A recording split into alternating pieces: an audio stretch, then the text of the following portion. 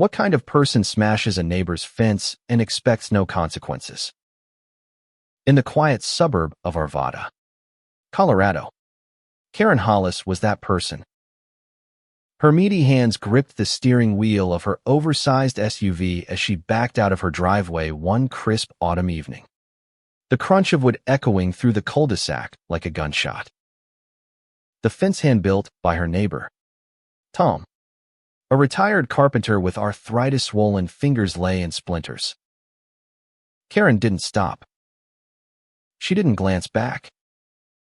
She just peeled out, her tires screeching, leaving the wreckage behind like a discarded tissue.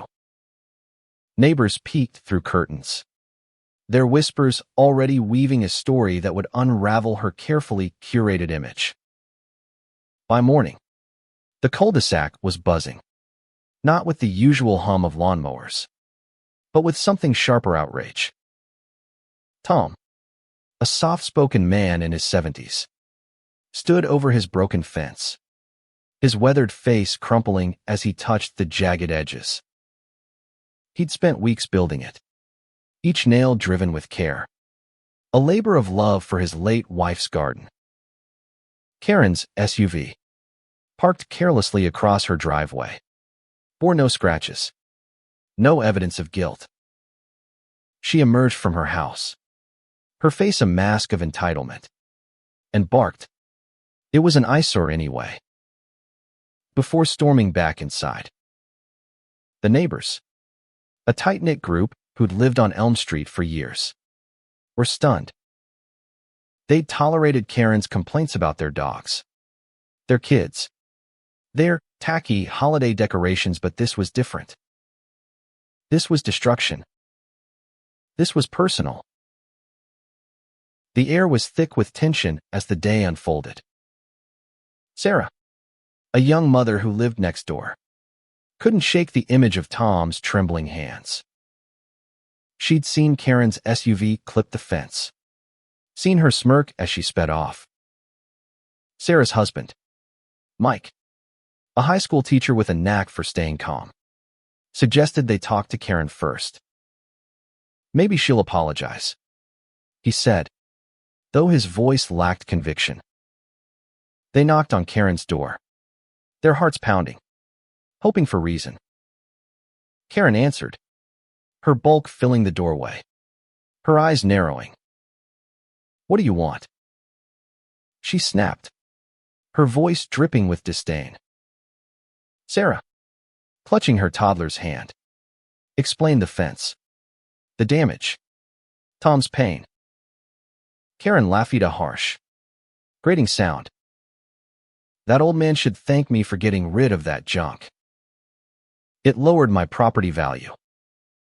Mike's jaw tightened, but he pressed on, asking her to pay for repairs.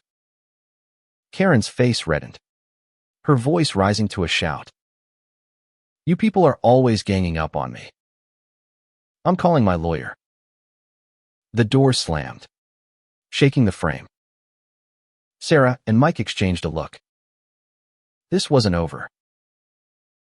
By evening, the neighborhood had a plan. Tom, still reeling, didn't want confrontation, but Sarah and Mike rallied the others. They weren't just fighting for a fence, they were fighting for their community, for the quiet respect they'd built over years of shared barbecues and borrowed tools. Karen had crossed a line, and they weren't going to let her rewrite the story. They gathered in Sarah's garage, a makeshift war room, where ideas flew like sparks. A petition. Too slow. A lawsuit. Too expensive. Then Emily, a college student who lived across the street, suggested something bold, a public display. Let's make a sign, she said, her eyes gleaming. Let everyone know what she did. The group hesitated. Shaming someone was a gamble, but Karen's arrogance had left them no choice. They crafted a sign. Simple and stark, Karen broke our fence. In bold black letters. They nailed it to a tree on the edge of Tom's property, visible to anyone driving by.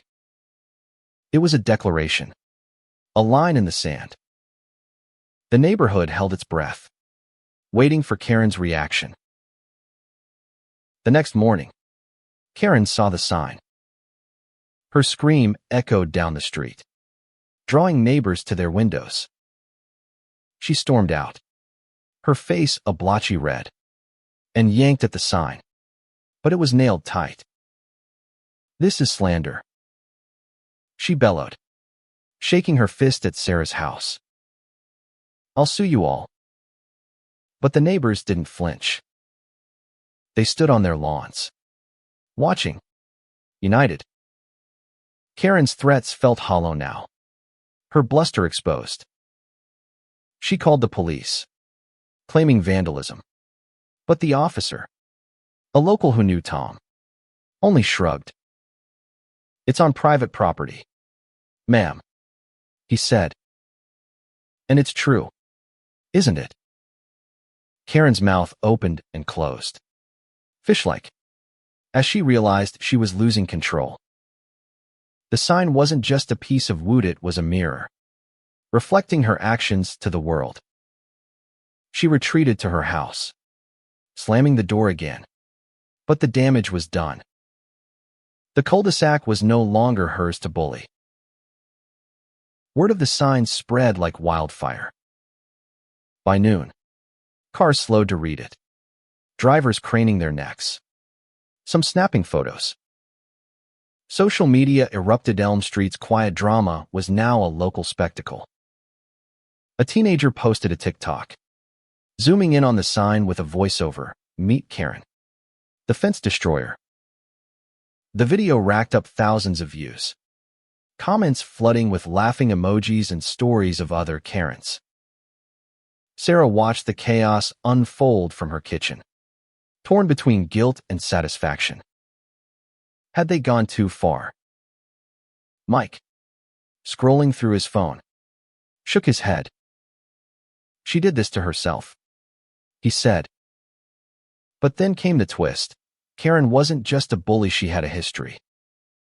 Emily, digging online, found court records.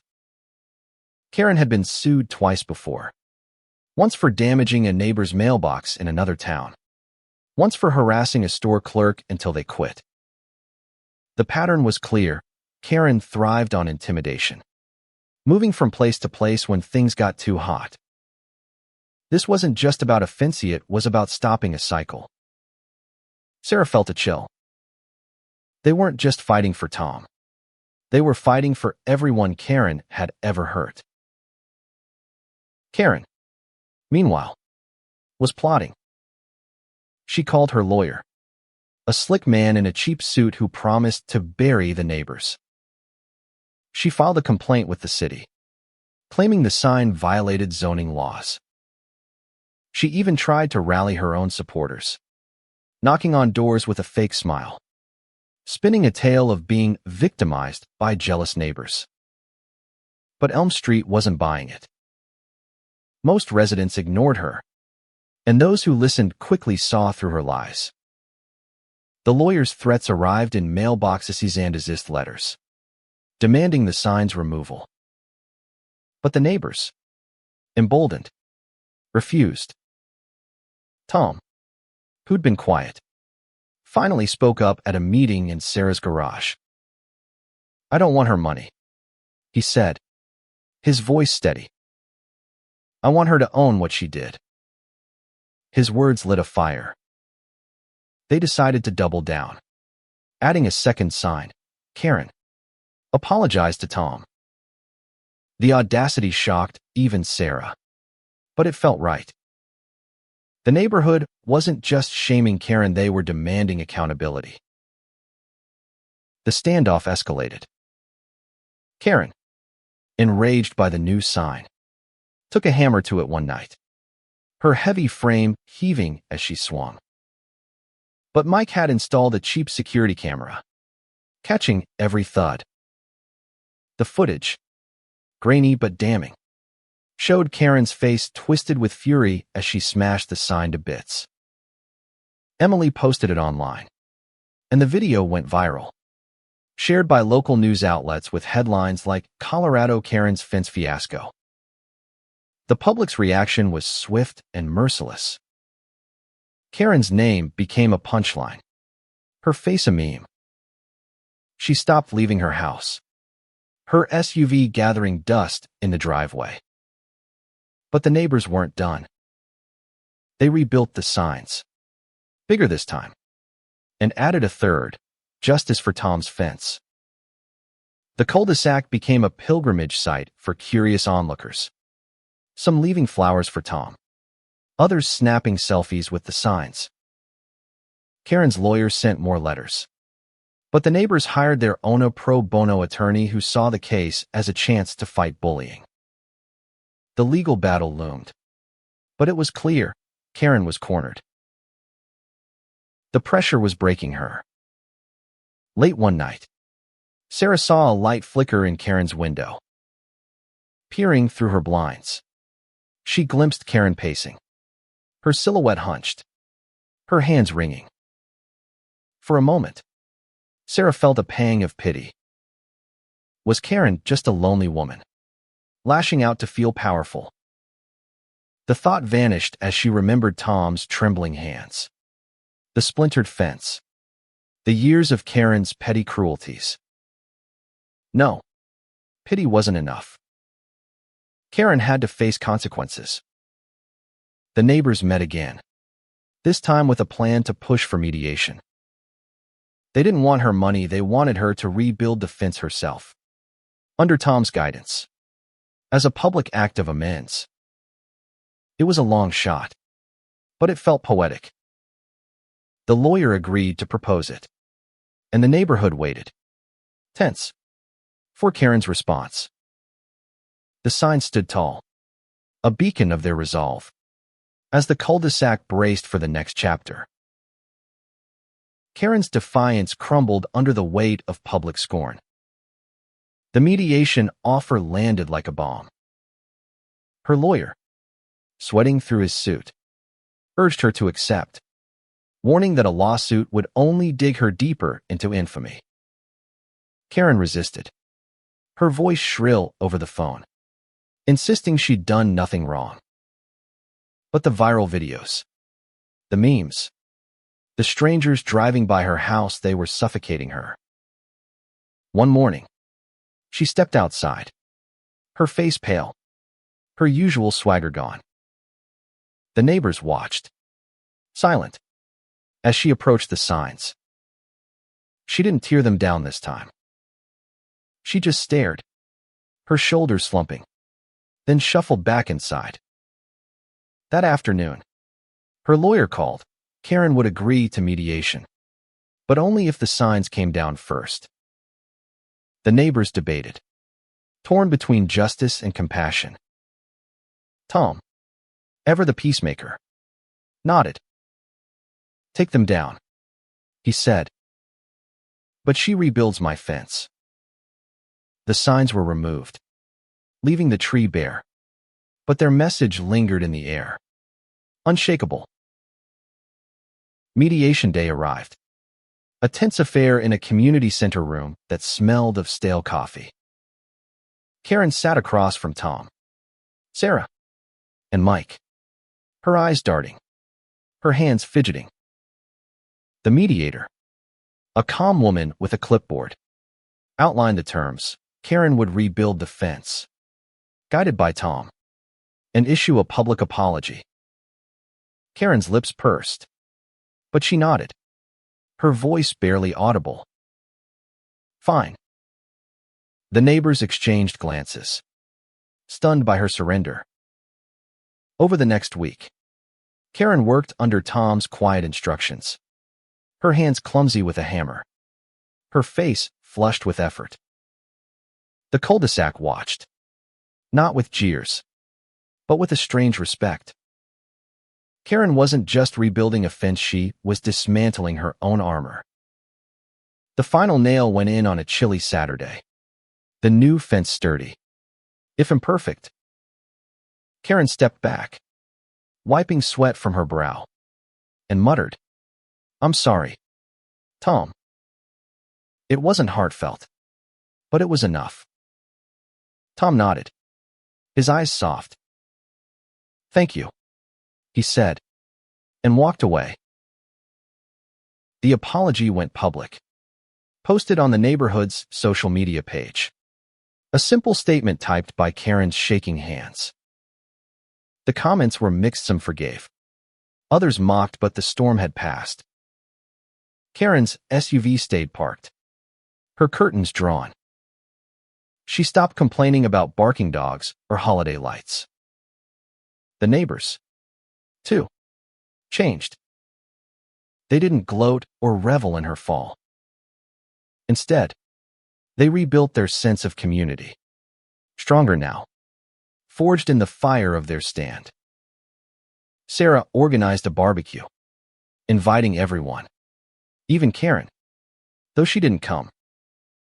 Tom's fence stood as a quiet monument, its wood gleaming under fresh varnish, a reminder that even the smallest acts of destruction could spark a reckoning.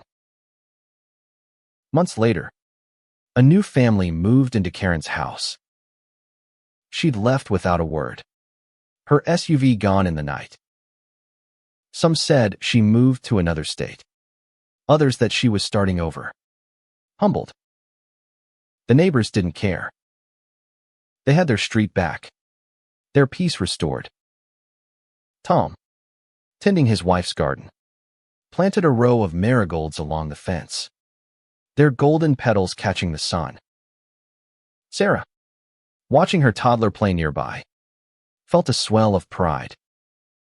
They'd faced a bully, not with fists or lawsuits, but with truth and unity. The signs were gone, but their lesson endured. No one, not even a Karen, could break a community that stood together. And somewhere, in the quiet of Elm Street, that truth bloomed brighter than any flower. A legacy of courage for anyone who dared to call it home.